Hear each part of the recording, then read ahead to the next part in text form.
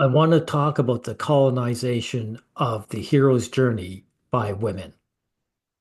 The hero's journey is something that a man suffers through and takes risk to gain something, and in which women want without the suffering, right?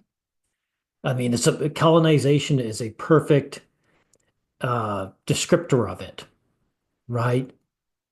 You have the hardworking peasants and the conquerors come in, force them to slave, and they get to gain all their resources without having to lift a finger.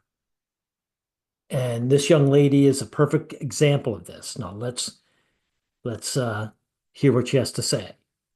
Strong female character, a masculine perfection, but pretty. Is a dark, dark place. Okay, It's full of misery what's her name? Bazaar Bazazilio? Okay, let's hear it. and suffering and injustice and some really bad men. To save the world and restore it to its proper order, we need a hero. Someone who is brave and strong enough to fight against evil. Notice she used hero in brackets. In other words, men's struggles disgust her because men disgust her. Someone fearless, someone who is determined to overcome extreme challenges against all odds. The specific conditions and methods of such overcoming may vary, but the core idea remains the same. In a typical heroic story, they usually may Get your name right. Bazazilio? Bazazilio. Men have to struggle to be accepted by society. That's why we're so concerned with gaining status. If we do not become somebody, we'll be thrown away. Something that you women never have to suffer. That's why the hero's journey is important to us, and that's why it exists for us. And frankly, I'm not even crazy over the hero's journey because it's suffering just to say I deserve to live, something you girls never have to go through. the protagonist eventually resorts to beating the crap out of some kind of villain to protect the status quo, as that is, after all, the way of the world. Well, it is for us. And also, the villain is usually another group of men. It's basically like bum fights at Auschwitz, right? Men fighting with other men to be accepted in a society that women don't are automatically accepted, right? This story structure isn't new. It's been formally mapped out by comparative mythologists like Vladimir Brov and Joseph Of course, it's not new because men's experiences have never changed. Campbell. Campbell's book, The Hero with a Thousand Faces, became a Bible among Hollywood scriptwriters. In it, he studied myths from across the world and concluded that all these stories follow a marvelously constant narrative, the hero's journey. As Campbell puts it, a hero ventures forth from the world of common day into a region of supernatural wonder. Fabulous forces are there encountered, and a decisive victory is won. The hero comes back from this mysterious adventure with the power to bestow boons on his fellow man. Yeah, he's got to go out and hunt, kill the elk or whatever, and bring it back to feed people so that they will accept him. That's basically what the hero's journey is. Sounds familiar, right? That's because it's essentially the plot of every action movie you've ever seen. But Yeah, well, stories are the same. There's only so many stories out there, and they're told over and over again. here's where things get interesting. After the book's publication, Campbell continued to teach at university. One day, a female student asked him, "Well, Mr. Campbell, you've been talking about the hero, but what about the women?" Campbell was startled at this unexpected question and responded, "Well, the woman is the mother of the hero. She's the goal of the hero's achieving. She's..." Yeah, she's the goal of the hero's achieving, exactly. You're the prize. You don't have to do shit. And that's why the hero's journey isn't for women, because you don't have to prove yourselves. The protectress of the hero. She is this, she is that. What more do you want? To which the student That's a perfectly good question. What more do you want? Well, I know what you want, Bazazilio. You're here to trash men. That's what you want. You know why? Because you don't have to worry about anything. Your life is on cheat mode. You don't have to gain anything. So what is your life about? So bashing on men. It's a hobby. You don't have any work to do. You only have hobbies. And it really says something about the female psyche that your hobby is a negative. It's a black hole. It can only do damage. replied, I want to be the hero. These There you go. There's what's that expression all the girls love to use, love to project what they do. What did I say? Um, they're the ones who want to steal from men. They see men working and risking their lives and gain something, and they want what they gained. The men actually, I got news for you, Basilio. Men, we don't want this journey. We do not want to have to go through danger and endless labors and fears and drudgery just to come back to square one. So when this girl says she wants to be hero, she's not saying she wants to go through all that. She doesn't want to go through self-sacrifice. She wants the few crumbs that the man gains. She wants to be the center of attention. That's what she means when she says she wants to be the hero. days, the idea that women can't be heroes is pretty unpopular, to say the least. But although Well, you can't be heroes because you're not forced into it. If you wanted to be a hero, Basilio, you would have to fight against feminism because that's a hate movement against men.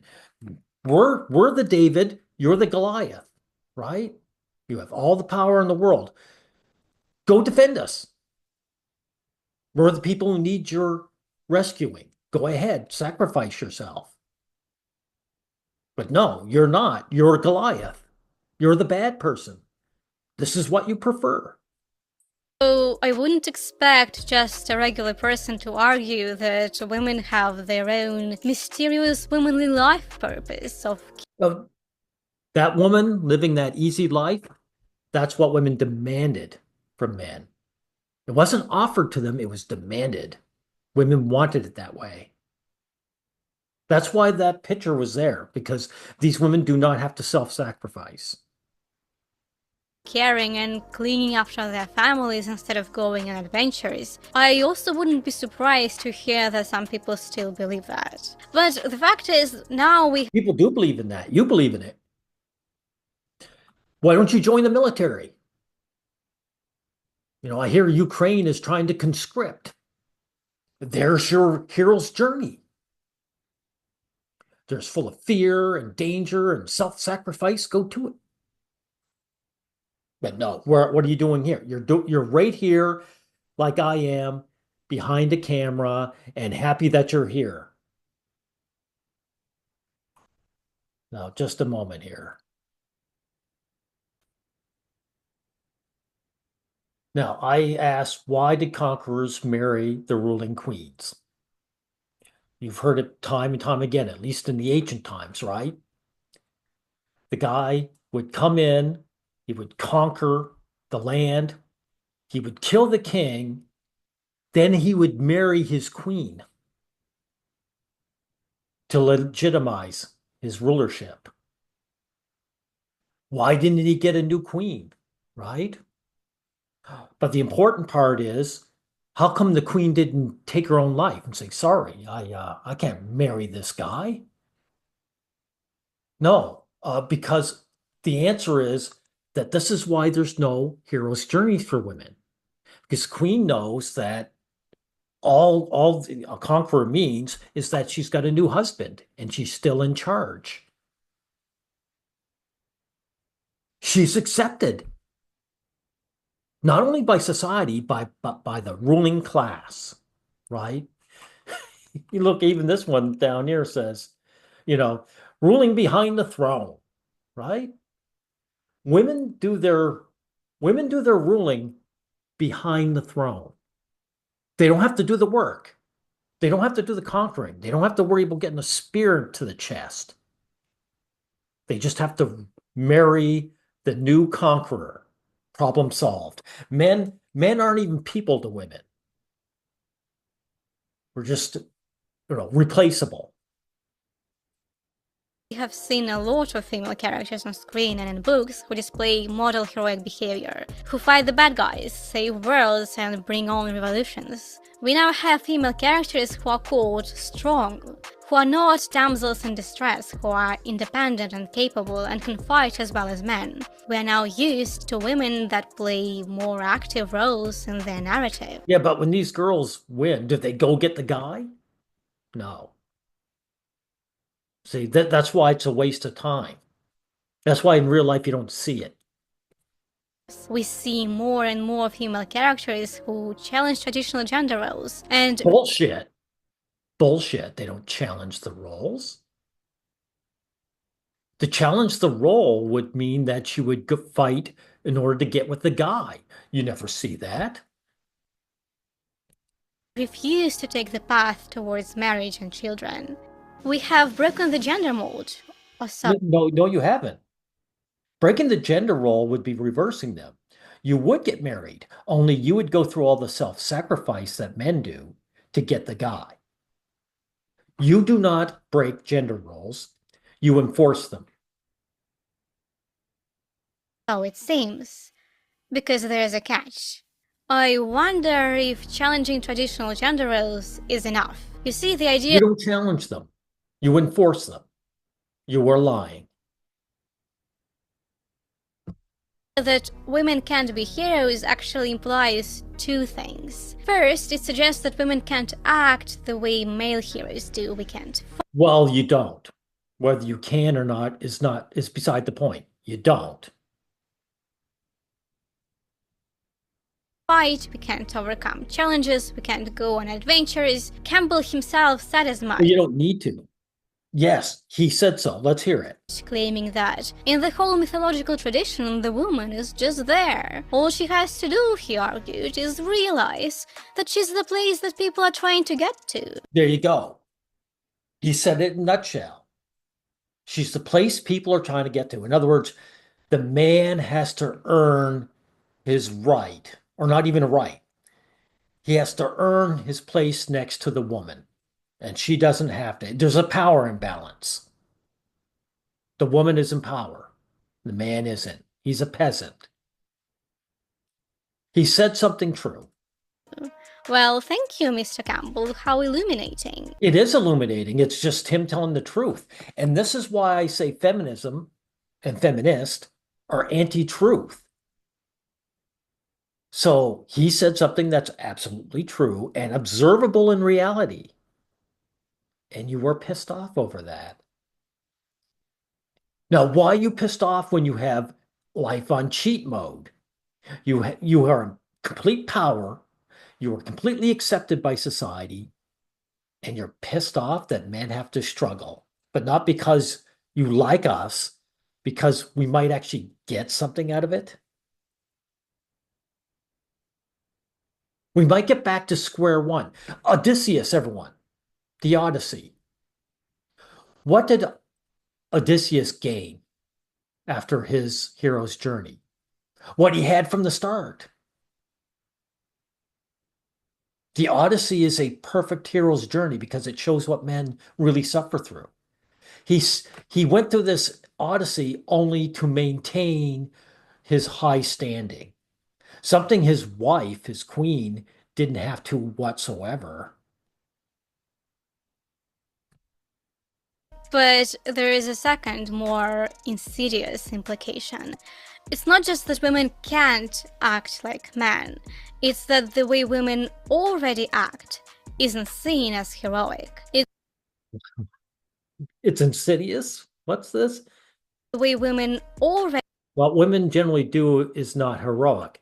Yeah, what you don't, there's nothing heroic about what you do. There's no self-sacrifice. There's no self-sacrifice to women's lifestyle. You live off the backs of men. That is not heroic. act isn't seen as heroic. It's that femininity and heroism are incompatible. In this framework, women aren't heroes because heroism itself is defined in male terms. To be a hero, you must act. Yeah, of course it's male terms because men have to strive and women don't. Men have to self-sacrifice and women don't. So heroism is foisted on men. I wouldn't wish heroism on my worst enemy. Do you think I want to go out and put my life in danger just so I can come back and live like I am now? I'd rather just live like a woman and say I've got it now. Act like a man. To be a hero, you must act like Campbell's prototypical male action protagonist who does things. But women just are. They are Yeah, you are. That's the problem. Here you are. Hey, pretty girl, if you want a boyfriend, you just have to pay attention to him. Guys will come flocking. You don't have to do shit to get by in life. in towers, staring at walls, looking pretty, waiting to be saved. Basically, there are gender distortions in our understanding of heroism. We are taught that killing people is heroic, but caring for people isn't. We are taught That's a lie. No one said that. You're full of shit when you claim that.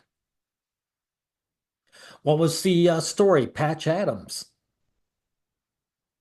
played by Robin Williams.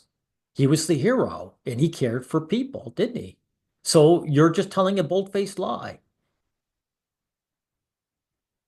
to value masculinity and traits that are traditionally perceived as masculine, like physical strength, aggression, dominance, over traits that are perceived as feminine, like empathy. Yeah, but Patch Adams was a male character. Let's see if I can't bring him up here so people can see. Yeah, this is Patch Adams. This is a hero of the story. He's a male hero. And what's he do? He takes care of patients. He cares for people. So what you just claimed, where are you, is just outright false. Though in this case, it's one of the few cases where I think you're lying, that you simply are ignorant. Entitled, privileged people like you are ignorant about what men go through and basic reality, because you don't have to deal with it. Empathy, patience, and care. And of course, this spills into media criticism. We think that female characters should rise to the level of men and prove that they are not like other girls, because Well, I don't know about other girls, but to rise to what we men are, you would have to suffer. You would have to suffer sexism the way that we do. You don't suffer sexism at all.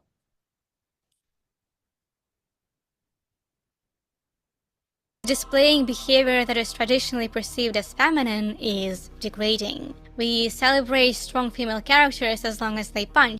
No, bullshit. I'll show you what I mean. Everyone, take a look at this. This is a great series I loved, Cardcaptor Sakura. This anime was made by an all-female group. Cardcaptor Sakura, Sakura here, is our antagonist, or sorry, protagonist. He's our hero. And you know something? They put her heroics in a feminine form. In other words, the cards were like a wild beast, or the elements themselves, like wind, right? And she tamed them. She would capture them in the cards, and then they became her allies. So it'd be like taming the wild horse, right? So there were no villains in Card Captors. There were no bad guys. There were dangerous creatures. There were dangerous spirits, but they weren't evil. And they didn't necessarily mean people harm, right? There was no ill will. So it has been done, but what's this person do? If she was really if feminists were what they claim they were, or whatever, they would just extol, you know, works like Cardcaptor Sakura, but they don't. They're always bashing men. You're a negative. You're a shadow. You're not a source of light. You're only what's left over when the light is gone. Kick and quip like a man. We scorn weak female characters for relying on others because we believe that we should be completely autonomous and never accept help. We should be the masters of our own destiny. I'll give you an example. On the Otomisekai subreddit, someone once asked male readers why they enjoy Asian romance fantasy comics with female protagonists. One commenter said he liked them, but criticized what he perceived to be internalized sexism in those comics because they No, no, I'm not even going to listen to that. Now, let's get into this. Heroes, the Hero's Prize. Okay, let's go to Hero's Prize, right? You girls are the prize, so you're valued right off the bat. That's why there's no reason for you to ever go on the hero's journey or the torture road, is what it actually is. The road of suffering. You never have to suffer.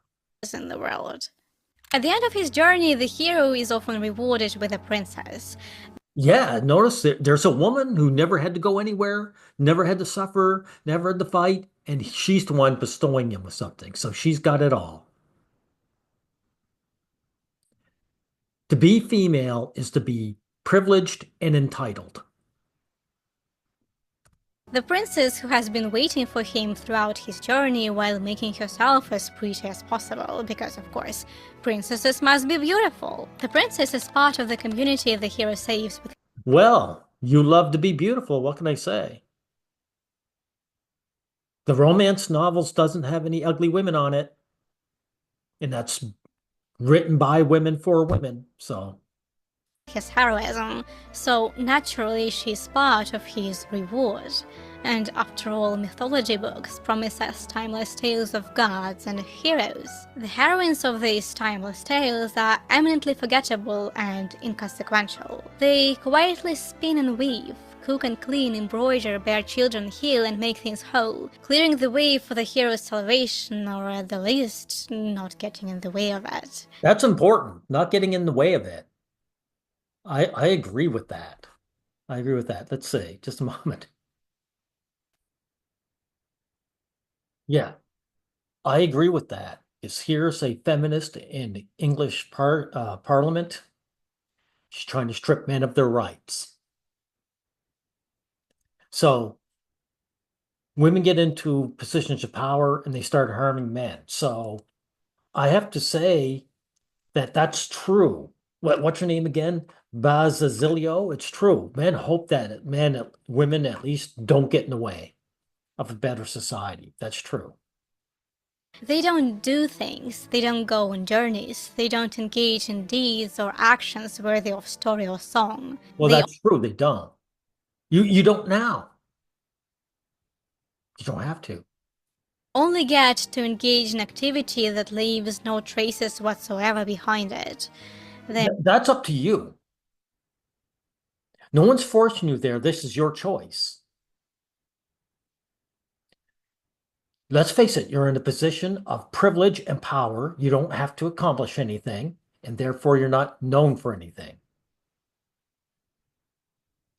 Their names fade into obscurity, their lives unmarked by legend or memory. They are So what? While you're alive, you live the best lives possible. So who cares if you're known? H.P. Lovecraft is famous now, but his whole lifetime was miserable. So I wouldn't want to be him. As the silent victims of bad men waiting to be protected by good men.